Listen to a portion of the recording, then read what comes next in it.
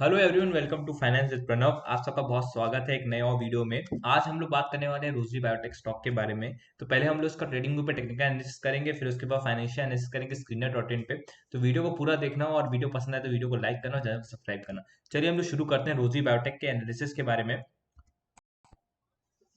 और मैंने जैसे आप देख रहे होंगे, मैंने रोजरी बायोटेक का जो स्टॉक है वो खोल रखा है। ठीक है, मैं फुल स्क्रीन कर देता हूँ ताकि आपको इजी रहे। तो जो रोजरी बायोटेक का मैंने यहाँ पे खोला है और यहाँ पे एक बहुत ब्यूटीफुल पैटर्न आप कह सकते हो बन रहा है। मैं थोड़ा ऐसे जूम आउट करता हूँ। तो अब देखो, ये रोजरी बायोटेक का स्टॉक है, रोजरी बायोटेक। और इसमें जो है आपका देखोगे, जो इसका ऑल टाइम हाई है वो अराउंड ऑल टाइम हाई आपका 1571 का है। ऑल टाइम एक्चुअली ये है, तो अराउंड 1600 रुपीज का इसका ऑल टाइम हाई है। और जो स्टॉक अभी ट्रेड कर रहा है वो 745 का है। तो अगर आप देखो अपने ऑल टाइम हाई से अगर मैं देखूं, तो जो स्टॉक है वो अराउंड 50% तक नीचे आ चुका है।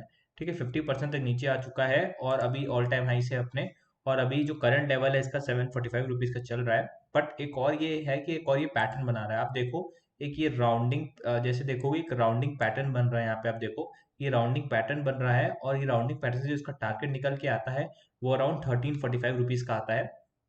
1345 का मैं ऐसे तो आप देखोगे राउंडिंग पैटर्न कंप्लीट यहाँ पे इसके ऑल टाइम हाई तक स्टॉक को जाना चाहिए। बट सिंस यहाँ पे आप देखो, अगर ऑन अ सेफर साइड हम लोग लेके चले, तो यहाँ पे इस पॉइंट पे काफी रेजिस्टेंस है। आप देखो, एक रेजिस्टेंस ये है, दो रेजिस्टेंस ये, तीन, देख रहे हो आप। यहाँ पे जो स्टॉक है, यहाँ पे इसको बार बार इस यहाँ पे रेजिस्टेंस जो है फेस करना पड़ा है। बहुत रेजिस्टेंस है यहाँ पे, बहुत स्टॉक आके यहाँ पे कॉन्सेंट्रेट करके नीचे गिरा है। तो इस रेजिस्टेंस को मे बी यहाँ पे रिस्पेक्ट करे और हो सकता है यहाँ से दोबारा स्टॉक लौट सके। इसलिए ऑन सेफर साइड रह के हम लोग को जो टारगेट निकल के आता है वो अराउंड 1345 रुपीज का है रेजिस्टेंस के पास। और यहाँ से भी 1345 का जो टारगेट है, अगर वहां से हम लोग करंट मार्केट प्राइस से देखें तो अराउंड ये 80% का अपवर्ड मूवमेंट आने का बहुत पॉसिबल है। और उसके पहले मैं एक डिस्क्लेमर देना चाहूंगा। आप देखोगे अगर मेरे चैनल पे जाकर, तो पहले हमने एक और वीडियो बनाया था जब यहाँ पे स्टॉक अराउंड 814 लेवल्स पे ट्रेड कर रहा था। अभी उसके फिलहाल स्टॉक नीचे ट्रेड कर रहा है। मतलब हमारा जो वीडियो जब बनाया था मैंने जिस लेवल पे, उससे और नीचे आ गया है कह सकते हो आप। But still it's a good by. और यहाँ पे आप चाहो तो एक एक्यूमुलेशन कर सकते हो, जिन्होंने ऑलरेडी बाई नहीं किया है वो अपना रिस्क एलोकेशन के हिसाब से एक बार इसको कंसिडर जरूर कर सकते हैं। तो ये था मेरा टेक्निकल एनालिसिस रोजरी बायोटेक का। अब जल्दी से मैं फाइनेंशियल एनालिसिस कर लेता हूँ। तो रोजरी बायोटेक का जो स्टॉक है वो अराउंड 744 रुपीज का ट्रेड कर रहा है। एंड इट्स अ छोटी कंपनी है, 4000 करोड़ का मार्केट कैप है इसका। स्टॉक पी 32 का है। और return on capital employed almost around 20% का है। ठीक है, तो ओवरऑल ये थी। अब इसके बारे में अगर जानना है आपको तो ये देख लेते हैं। तो जो की पॉइंट इसके बारे में वो देख लूंगा। तो ये रोजरी बायोटेक जो कंपनी है वो एक केमिकल मैन्युफैक्चरर कंपनी है। और इनको 2 डेकेड से ज्यादा का एक्सपीरियंस है, मतलब अराउंड 20 साल से ज्यादा का एक्सपीरियंस है आप कह सकते हो। और इनके 3500 डाइवर्सिफाइड प्रोडक्ट्स होते हैं मल्टीपल इंडस्ट्रीज में।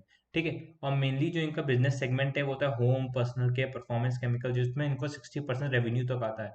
तो अब home personal care performance product, water treatment, formation of breweries as well और डेयरीज आर बीइंग एक्सपेंडेड। अभी एक्सपेंशन ही कर रही कंपनी, और new personal care cosmetics products में इनके लॉन्च होने में वो है। ठीक है, और तो 60% रेवेन्यू इनका home personal care performance chemical से आता है। और टेक्सटाइल स्पेशलिटी केमिकल से इनका 29% तक आता है। और एनिमल हेल्थ एंड न्यूट्रिशन से 10% रेवेन्यू तक आता है। ठीक है, और अब ये देख लेते हैं कि इनका जो इनका it has one manufacturing unit each in Silvassa और दहेज में इनकी एक यूनिट कैपेसिटी है। और इनका कैपेसिटी है वो अराउंड 2.5 लाख MTPA का है। और 2 गवर्नमेंट रिकॉग्नाइज्ड R&D फैसिलिटीज है इनकी, मुंबई में भी और सिलवासा में। ठीक है, सबसे बढ़िया इनका मैं कह सकता हूँ पैन इंडिया प्रेजेंस है।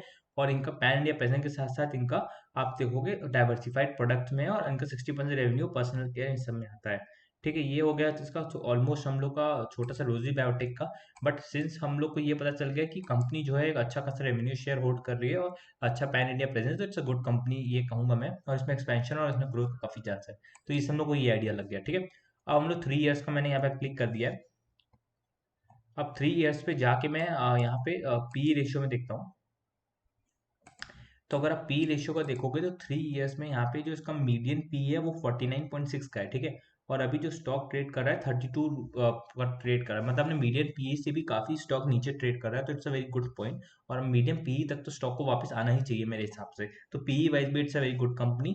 ठीक है, और उसके बाद आप इसके कॉम्पिटिटर्स में देख ले, तो कॉम्पिटिटर्स इसके आप देख लोगे SRF हो गया, दीपक नाइट्राइट हो गया, और आपका पिडिलाइट इंडस्ट्रीज हो गया। और इस इंडस्ट्री का जो मीडियन पी है वो अराउंड 34 का निकल के आता है। और रोजी बायोटेक का 32 है। तो अपने जो इंडस्ट्री का मीडियन पी है उससे भी स्टॉक नीचे ट्रेड कर रहा है, ये कह सकते हो आप। अब क्वार्टरली रिजल्ट देखा जाए तो क्वार्टर और कंपेयर करें तो दिसंबर 2023 में इनका 464 करोड़ का रेवेन्यू है और पिछले साल जो दिसंबर था 389 करोड़ का था। मतलब 389 करोड़ से 464 करोड़ रेवेन्यू इनका जंप हुआ है। सिमिलरली अगर हम सितंबर डेटा का कंपेयर करें, सितंबर से इनका 425 से 483 बना है और जून का 435 से 411 बना है। मतलब लास्ट 2 क्वार्टर्स में इनका इंप्रूवमेंट दिखाया है। और नेट प्रॉफिट में भी देखोगे तो लास्ट 2 ईयर्स का देखिए, दिसंबर में इनका 34 करोड़ का था, सिमिलर दिसंबर 26 से 34 करोड़ रेवेन्यू है।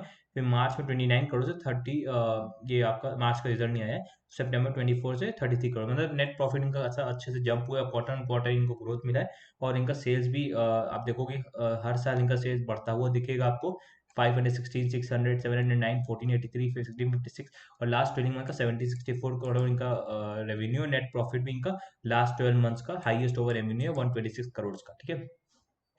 रिजर्व भी कंपनी के पास 967 करोड़ का खुद का पैसा है, which is very good. 967 crore में बोरिंग्स 132 करोड़ का है, तो इसलिए डेप्ट टू इक्विटी भी इसमें 0.13 इनका डेप्ट टू इक्विटी आप देखोगे तो 0.13, मतलब कंपनी में डेप्ट नहीं जाता। It's a very good point. और डेप्टर डेज का देखा जाए तो यहाँ पे 78 डेज का debtor days, actually debtor days basically होता है जितना कम रहे डेप्टर डेज उतना बेटर होता है, तो 75 78 डेप्टर डेज थोड़ा सा बड़ा है, बट ठीक है, इट्स नॉट अ वेरी वैसा पॉइंट नहीं है। बस बेसिकली क्या था, कंपनी का जो मार्जिन है आप देखोगे ये नीचे गिर रहा था, मतलब 38%, 29%, 24%, 18%। तो this is one of the reason जो स्टॉक में इतना आप देख सकते हो फॉल आया, क्योंकि इनका आरओसी कम हो रहा था। बट स्टिल हम लोग देख रहे हैं आरओसी कम है, बट स्टिल कंपनी का जो एक्सपेंशन हो रहा है उसके चक्कर में, जब कंपनी एक्सपैंड करती है तो ऑब्वियसली आरओसी कम होने का चांस रहता है, क्योंकि बड़े स्केल पे बिजनेस होता है तो रिटर्न ऑन कैपिटल एम्प्लॉयड थोड़ा कम होता है और ज्यादा होता है, तो इसलिए आरओसी थोड़ा कम हो रहा है, तो इट्स वेरी नॉर्मल, ठीक है, इतना कोई बहुत दिक्कत नहीं है। तो इट्स ठीक है। अब हम लोग एक बार कॉम्पिटिटर्स का भी देख लेते हैं आरओसी क्या लेवल पे है। तो कॉम्पिटिटर्स का आरओसी देखोगे तो कॉम्पिटिटर्स है इनके, अपडेलाइट का 23 है, 20 गुजरात का 29, 22, तो अराउंड 20 की रेंज में मोस्टली जो है, एक्सेप्ट गुजरात फ्लोरेंस का जिसका 29 और दीपक नाइटे का 29 है, और सबका 20 के करीब है। तो ठीक है, इट्स अ गुड कंपनी। और हम लोग मेन एक्सेलेंट कंपनी नहीं कहूंगा इस केमिकल सेक्टर में, बट सिंस ये हम लोग कंपनी है, कंपनी अच्छा कर रही है और बहुत नीचे मिल रही है, तो इसलिए हम कह सकते हैं कि कंपनी ठीक है और हम इसमें इन्वेस्ट कर सकते हैं।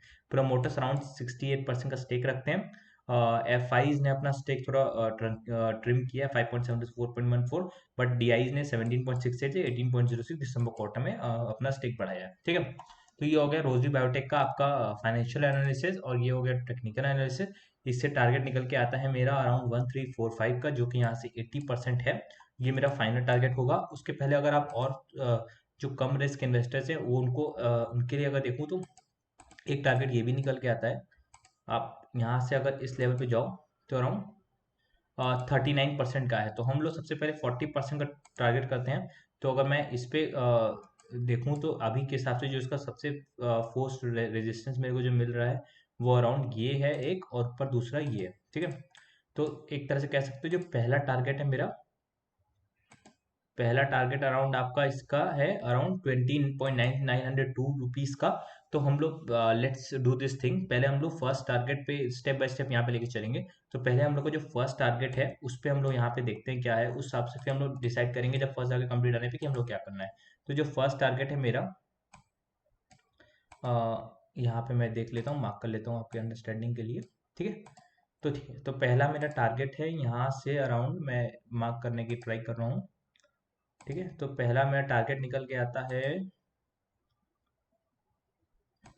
21% का, जो कि 898 है। मतलब 745 रुपीज से 898 जो लेवल है उसके लिए मेरा पहला टारगेट होगा। और पहला टारगेट जब अचीव हो जाएगा तो एक और इस पे अपडेट वीडियो बनाऊंगा, इसलिए आप प्लीज चैनल को सब्सक्राइब करो ताकि आपको उसका इन्फॉर्मेशन मिल सके। तो 898 is our first target, which is around 20%, जो अभी वहां से गेन मिलने को हम लोग करंट लेवल से मिलता है। तो वीडियो अच्छा लगा, मैसेज अच्छा लगा तो प्लीज वीडियो को लाइक करो और चैनल को सब्सक्राइब करो। Thank you so much for watching.